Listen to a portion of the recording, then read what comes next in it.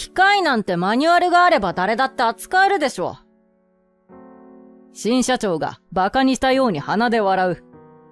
長年、機械のメンテナンスや修理を担ってきた俺にとって聞き捨てならない言葉だ。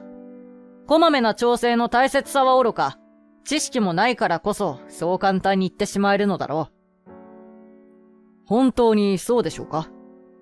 俺が口を開くと、新社長は鬱陶しげに俺を睨みつけた。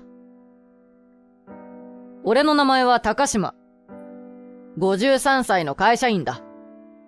工業大学を卒業後、今の食品会社に入社した。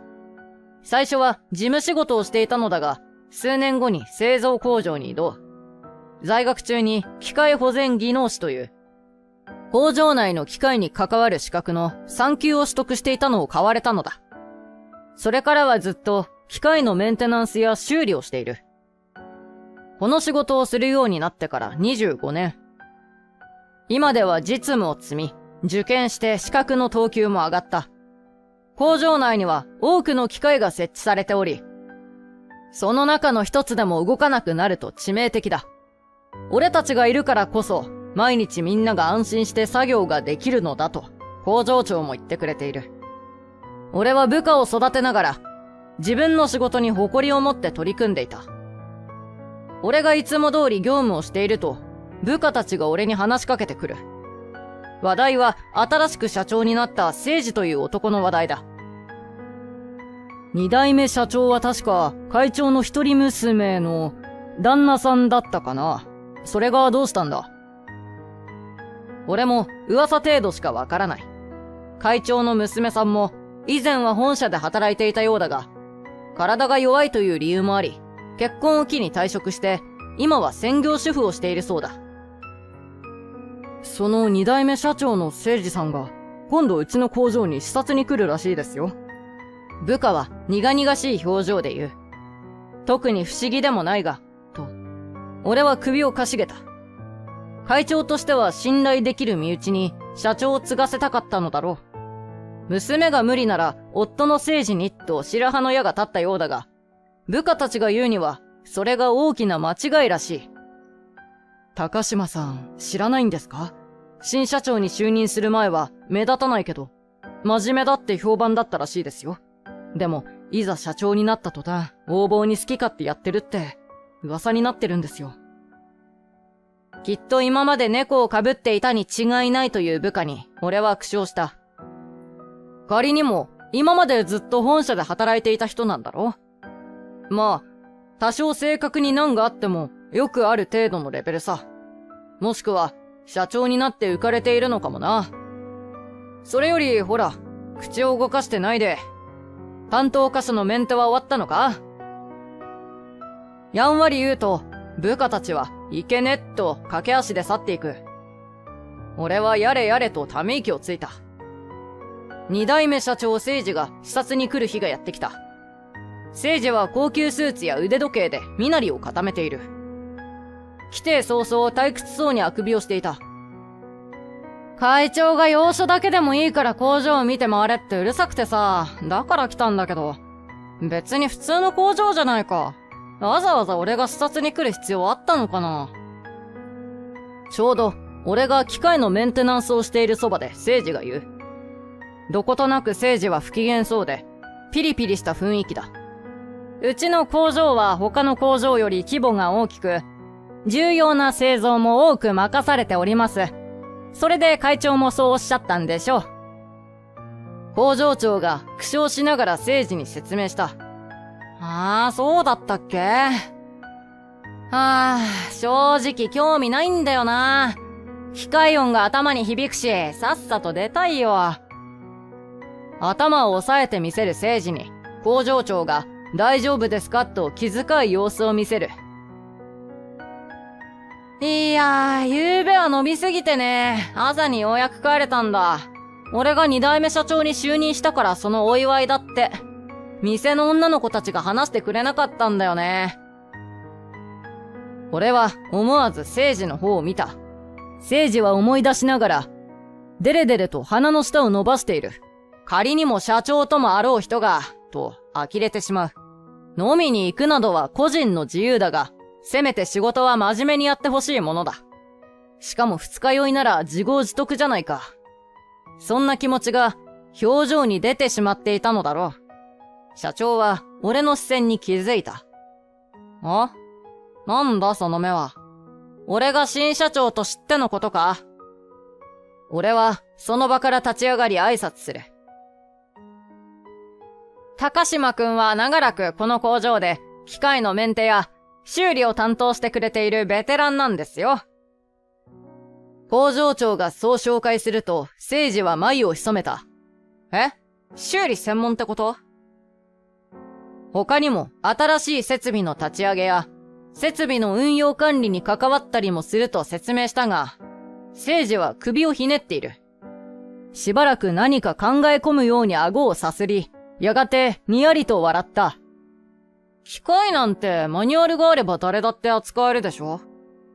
修理専門なんて人件費の無駄もいいところじゃないのか？ 25 年間メンテナンスや修理をしてきた俺にとって聞き捨てならない言葉だ。マニュアルだけで完結するならわざわざ専門的に学ぶ学校があるはずもない。機械は意外と繊細で、こまめな調整が重要である。何も知識がないからこそ、こうも大それた言い方ができるのだろう。俺は不快感を隠しきれず、厳しい表情を浮かべた。はは、まあそんな言われ方したら焦るよな。今まで楽な仕事をして給料をもらってきたのに、不要なんて言われたらさ。挑発的な政治の言い方に、俺は拳を握りしめる。楽な仕事ってどういう意味ですか？俺の様子を見守っていた部下が、政治に食ってかかろうとするが、俺は手で制止した。俺以外の部下にまで矛先が向いたら厄介だ。政治は俺に指を突きつける。わからないか？なら言い換えよう。会社の規制中はやめてくれ。お前みたいな自称機械に詳しいだけのジジイはクビだ。信じられない言葉に、俺は開いた口が塞がらない。この男は何を言ってるんだ。先ほどおっしゃっていましたが、マニュアルがあれば誰でも扱える？本当にそうでしょうか？お言葉ですが、何か機械に不具合があったとき、私どもでなければ対処できないことがたくさんあります。俺がきっぱり言うと、部下たちも揃ってうなずく。はあ？あくまで自分の存在を正当化したいわけ？はっ、必死すぎて笑える。クビになったら惨めな老後が待ってんだから、うちに寄生し続けたい気持ちは理解できるけどさ。政治はニタニタと笑い、言葉を続けていく。会長は社長を退く前からよく言ってたんだよ。人件費やコスト削減を考えると頭が痛いってな。だから、俺が社長に就任したら、まずは不要な人材を削減しようと思ってたんだ。そういう意味ではちょうどよかったよ。二日酔いで気分が悪い中、我慢して視察に来て正解だったわ。唐突な俺へのクビ宣言で、様子を見ていた周囲がざわついた。さすがの工場長も慌てた様子で政治に抗議する。社長、それはいくらなんでも承知できかねます。高島くんたちは、工場に必要不可欠な存在で、うるさい。あんたまで俺を不快にするのか。工場長ごときどうにでもなるんだぞ。感情が高ぶっているせいか、より強い口調で政治が怒鳴った。工場長は言葉を詰まらせ、他の工場員たちも戸惑いの表情を浮かべている。じじい一人でいいと思ったが、こうなればその部下たちもクビだ。俺を不快にした罰としてな。1ヶ月後を退職日とするから。今のうちに転職先でも見つけておくんだな。果たしてジジイは再就職先が見つかるのかな？ったく、頭痛え。寄生虫どものおかげで余計に頭が痛くなってきたわ。もう今日は帰る。視察の続きは後日ってことで。感情的にまくし立てると、政治は背を向けて歩き出した。工場長は、お待ちくださいと納得できない様子で聖司を追いかけていく。高島さん、どうしたら、俺たち本当に首に。先ほど、聖司に食ってかかろうとした部下が震えた声で俺に尋ねる。いくらなんでも横暴だ。今時正当な理由もなく社員をクビにできるわけがない。もしも本当にクビにしてこようものなら、俺にだって考えがある。俺は安心させようと部下に言いながら、ある考えを頭に浮かべていた。1ヶ月が経ち、聖司が再びうちの工場にやってきた。聖司はまたしても二日酔いなのか、近づくと酒の匂いがする。足取りもややおぼつかない。俺にはもう関係ないのだが、社会人として心底呆れてしまう。確か今日が退職日だよな。俺が直々に見送りに来てやったぜ。聖司は以前のように嫌味っぽくニタニタと笑っている。わざわざそれだけのためにいらしたんですか？俺が皮肉を込めて言うと、聖司はめんどくさそうに首を振る。そんなわけないだろ。今重要取引先へ納品する製品を製造中だから、工場長に色々と確認があってきたんだよ。電話やメールじゃわからんことも多くてな。俺と部下の顔を見渡して、聖司は面白くなさそうに鼻を鳴らした。はっ。なんだよ。面白くない。もっとしみったれた表情でもしてると思ったのに。お前らは今日でクビなんだぞ。あ、それとも強がってる。まあ、寄生虫にもプライドくらいあるよな。お前らみたいな無駄がなくなる分、もっと優秀な機械でも導入しようかね。よっぽどお前らより、働いてくれるに違いないさ。はははと、社長は高笑いしながら、俺たちのいる部屋を出ていく。笑ってられるのも、今だけですよね。部下の一人がそう言い、俺はうなずいた。定時のチャイムが鳴り、俺たちは帰り支度をしようとしていた。その時、慌てた様子の聖司が飛び込んでくる。何事かと目を丸くしていると、聖司は顔面蒼白で俺に向かって叫んだ。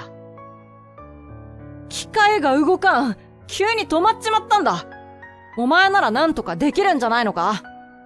早く直して納期を守れ。もしも製造が止まったら大損害になる。俺と部下たちは、と顔を見合わせる。よくよく聞いてみると、うちの工場の中でも特に重要な機械が停止してしまっているようだ。俺たちがいなくなった後、何がしかのトラブルが起きるだろうと思ってはいた。だが、まさか退職日の今日起きるとは。それにしても、と、俺は首をかしげた。先月、首を告げられてから今日まで、俺たちは通常通りメンテナンスや修理をしていたのだ。不具合が起きたとしても、急に止まってしまうなんてちょっと不自然に感じる。何か心当たりはないんですか？俺が尋ねると、途端に社長は目を背けて口ごもった。俺はその隙に部下たちに言っていいぞと目で合図をする。もう定時のチャイムが鳴っているのだ。彼らが残っている必要はない。部下たちと入れ違いに工場長が入ってきて理由を言う。社長がどうやって持ち込んだのか、栄養ドリンクの瓶を機械の上に落としたんですよ。理由を聞いて、俺は開いた口が塞がらなかった。